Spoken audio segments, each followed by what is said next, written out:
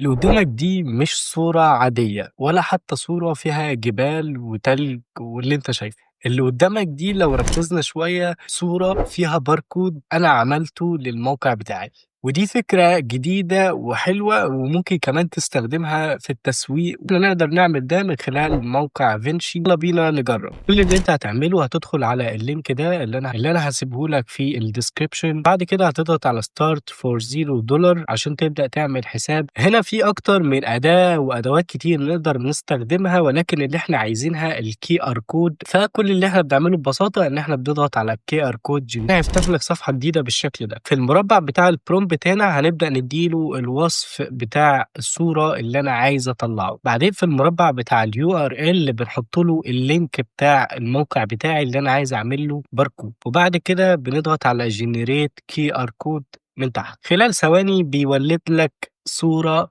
فيها الباركود بتاعك بكل سهولة وبكل سلاسة. الموقع تقدر تجربه دلوقتي ببلاش من غير ما تدفع أي حاجة. خلصت الكريدنشال اللي عليه تقدر تشترك بحوالي $4 في الشهر بمبلغ رمزي. في حاجات كتير هنجربها في الموقع الفترة الجاية، فاعمل لي فولو علشان نجربها مع بعض.